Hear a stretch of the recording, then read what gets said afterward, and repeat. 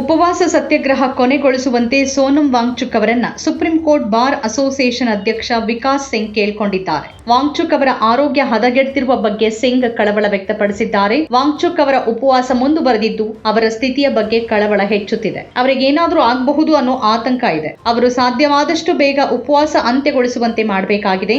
ಕನಿಷ್ಠ ಪಕ್ಷ ಮಾತುಕತೆಯನ್ನಾದ್ರೂ ನಡೆಸಬೇಕಾದ ಅಗತ್ಯ ಇದೆ. ಈ ಹಂತದಲ್ಲಿ supreme court bar association Wangchuk ಪರ ಔಪಚಾರಿಕವಾಗಿ ನಿರ್ಣಯ ಅಂಗೀಕರಿಸಿದೆ. ವಾಂಗ್ಚುಕ್ ಮತ್ತೊಮ್ಮೆ ಭಾರತದ ಪ್ರಜ್ಞೆಯನ್ನ ಜಾಗೃತಗೊಳಿಸಿದ್ದಾರೆ ಮತ್ತು ನೈತಿಕ ಧೈರ್ಯ ರಾಷ್ಟ್ರದ ನಿಜವಾದ ಪಾತ್ರ ಅಂತ ಅದು ಗಮನಿಸಿದೆ. ಸೋನಂ ವಾಂಗ್ಚುಕ್ ಅವರ ಆರೋಗ್ಯ ತುಂಬಾ ಅಪಾಯದಲ್ಲಿದೆ ಮತ್ತವರು ಈ ದೇಶದ ಮಕ್ಕಳ ಭವಿಷ್ಯವನ್ನ ಭದ್ರಪಡಿಸೋಕೆ ತಮ್ಮ ಆರೋಗ್ಯ ಪಣಕ್ಕಿಡ್ತಿದ್ದಾರೆ ಅಂತ ಬಾರ್ ಅಸೋಸಿಯೇಷನ್ ಹೇಳಿದೆ. ಸೋನಂ ವಾಂಗ್ಚುಕ್ ಒಂದ್ ರೀತಿಯಲ್ಲಿ ದೇಶದ ಭವಿಷ್ಯ ರೂಪಿಸಲು ತಮ್ಮನ್ನ ತಾವು ಅಪಾಯಕ್ಕೆ ಒಡ್ಡಿಕೊಂಡಿದ್ದಾರೆ.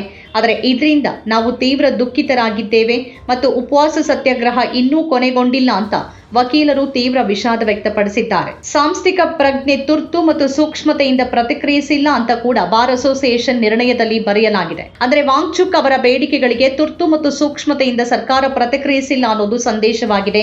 ಸರ್ಕಾರ ಎಂಬ ಪದವನ್ನ ಬಳಸಲಾಗಿಲ್ಲ. ಲಕ್ಷಾಂತರ ಯುವಕರ ಮೇಲೆ ಪರಿಣಾಮ ಬೀರುವ ವ್ಯವಸ್ಥಿತ ವೈಫಲ್ಯದ ಅವಧಿಯನ್ನ ನಾವು ತೀವ್ರ ಕಳವಳದಿಂದ ಗಮನಿಸಿದ್ದೇವೆ ಅಂತ ಹೇಳಲಾಗಿದೆ. ಬಾರ್ ಅಸೋಸಿಯೇಷನ್ ವಾಂಗ್ಚುಕ್ ಅವರ ಆರೋಗ್ಯದ ಬಗ್ಗೆ ಕಳವಳ ವ್ಯಕ್ತಪಡಿಸಿದ್ದಲ್ಲದೆ ಸರ್ಕಾರದ ನಿಲುವಿನ ಬಗ್ಗೆ ಅಸಮಾಧಾನ ವ್ಯಕ್ತಪಡಿಸಿದೆ. ಸುಪ್ರೀಂ ಕೋರ್ಟ್ ಬಾರ್ ಅಸೋಸಿಯೇಷನ್ನ ಅಧ್ಯಕ್ಷ ದೆಹಲಿಯ ಹಿರಿಯ ವಕೀಲ ವಿಕಾಸ್ ಸಿಂಗ್ ಈಗಾಗಲೇ ವಾಂಗ್ಚುಕ್ ಅವರನ್ನ ಭೇಟಿ ಮಾಡಿ ಉಪವಾಸ ಕೊನೆಗೊಳಿಸೋಕೆ ಮನವಿ ಮಾಡಿದ್ದಾರೆ.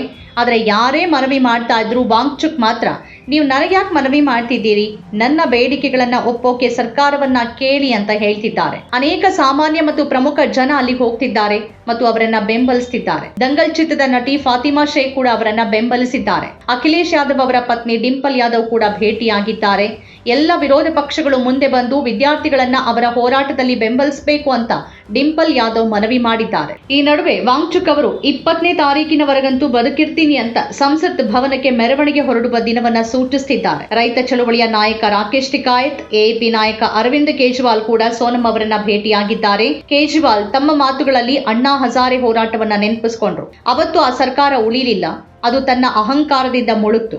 ಈಗ ಸೋನಂ ವಾಂಗ್ಚುಕ್ ಅವರ ಮಾತು ಕೇಳದೆ ಇದ್ರೆ ನೀವು ಕೂಡ 2014ರಲ್ಲಿ ಆ ಸರ್ಕಾರಕ್ಕಾದ ಅದೇ ಗತಿಯನ್ನ ಎದುರಿಸಬೇಕಾಗತ್ತೆ ಅಂತ ಎಚ್ಚರಿಸಿದ್ದಾರೆ. ಧರ್ಮೇಂದ್ರ ಪ್ರಧಾನ್ ರಾಜೀನಾಮೆ ನೀಡಬೇಕು ಮತ್ತು ಸೋನಂ ವಾಂಗ್ಚುಕ್ ಅವರನ್ನ ದೇಶದ ಶಿಕ್ಷಣ ಸಚಿವರನ್ನಾಗಿ ಮಾಡಬೇಕು ಅಂತ ನಾನು ಪ್ರಧಾನಿಗೆ ಹೇಳ ಬಯಸ್ತೀನಿ ಅಂತ ಹೇಳಿದ್ದಾರೆ. ಆದರೆ ಪ್ರಧಾನಿ ಅದನ್ನ ಮಾಡೋದಿಲ್ಲ, ಯಾಕಂದ್ರೆ ಅವರು ಭಯ ಪಡ್ತಾರೆ ಅಂತ ಕೇಜ್ರಿವಾಲ್ ಹೇಳಿದ್ದಾರೆ. ಶಿಕ್ಷಣ ವ್ಯವಸ್ಥೆ ಇಂದು ಕೆಟ್ಟ ಸ್ಥಿತಿಯಲ್ಲಿದೆ. ನಮಗೆ ಕ್ರಾಂತಿಕಾರಿ ಹೆಜ್ಜೆಗಳು ಬೇಕಿವೆ. ಕ್ರಾಂತಿ ಇಲ್ಲದೆ ಶಿಕ್ಷಣ ವ್ಯವಸ್ಥೆ ಸುಧಾರಿಸೋದಿಲ್ಲ. ನಮಗೆ ಸೋನಂ ವಾಂಗ್ಚುಕ್ ಮತ್ತು ಅವರ ಕ್ರಾಂತಿಕಾರಿ ಹೆಜ್ಜೆಗಳು ಬೇಕು. ಅಂತಹ ಕ್ರಾಂತಿಕಾರಿ ಶಿಕ್ಷಣ ಸಚಿವರು ಬೇಕು ಅಂತ ಕೇಜ್ರಿವಾಲ್ ಹೇಳಿದ್ದಾರೆ. यही जंतर मंतर था, 4 अप्रैल 2011 का दिन था. यहाँ पे अन्ना हजारे बैठे हुए थे, यहाँ पे सामने. उस वक्त की सरकार को भी बड़ा अहंकार था. 3 साल के बाद वो सरकार नहीं बची, अपने अहंकार की वजह से डूब गई. आज 2026 है. इन लोगों को कहना चाहता हूँ, युवाओं की बात सुन लो, कॉकरोच आंदोलन की बात सुन लो, सोनम वांगचुक की बात सुन लो, नहीं तो आज से 3 साल बाद आपका भी वही हश्र होगा जो 2014 में इनका हुआ था. ये भी अभी अहंकार में डूबे हुए हैं बहुत ज्यादा. इनको भी अकल नहीं आ रही, ये भी बहुत ज्यादा अहंकार में डूबे हुए हैं. धर्मेंद्र प्रधान को तो इस्तीफा देना चाहिए, लेकिन सोनम वांगचुक को देश का एजुकेशन मिनिस्टर बनाना चाहिए. तो मैं प्रधानमंत्री जी को कहना चाहता हूँ, धर्मेंद्र प्रधान को हटाओ और सोनम वांगचुक को देश का शिक्षा मंत्री बनाओ. मेरे को पता है प्रधानमंत्री जी सुनने वाले नहीं है, प्रधानमंत्री जी करेंगे नहीं है. क्यों नहीं करेंगे? उनको डर लगता है ये सोनम वांगचुक कोई क्रांतिकारी चीज ना कर दे. ನಮ್ಮ ಕಾರ್ಯಕ್ರಮಗಳನ್ನ ನೀವು ನೋಡ್ತಾ ಇದ್ರೆ ನಮ್ಮ ಚಾನೆಲ್ ಅನ್ನ ಸಬ್ಸ್ಕ್ರೈಬ್ ಮಾಡಿ, ಪಕ್ಕದ ಬೆಲ್ ಐಕಾನ್ ಒತ್ತಿ ನಮ್ಮನ್ನ ಬೆಂಬಲಿಸಿ. ಹಾಗೆ ನಮ್ಮ ಕಾರ್ಯಕ್ರಮಗಳನ್ನ ಲೈಕ್ ಮಾಡಿ, ಕಮೆಂಟ್ ಮಾಡಿ, ಅದನ್ನ ಬೇರೆಯವರಿಗೂ ವಾಟ್ಸ್ಆಪ್ ಮೂಲಕ ಶೇರ್ ಮಾಡಿ. ನೀವು ಹೀಗೆ ಮಾಡಿದಾಗ ನಮ್ಮ ಚಾನೆಲ್ ಇನ್ನಷ್ಟು ಮತ್ತಷ್ಟು ಜನರಿಗೆ ತಲುಪಲು ನೀವು ನಮ್ಮೊಂದಿಗೆ ಸಹಕರಿಸಿದ ಹಾಗಾಗುತ್ತೆ. ಇದು ನೀವು ಯಾವುದೇ ಖರ್ಚಿಲ್ಲದೆ ಕೆಲವೇ ಸೆಕೆಂಡುಗಳಲ್ಲಿ ನೀಡಬಹುದಾದ ಸಹಕಾರ. ಧನ್ಯವಾದಗಳು.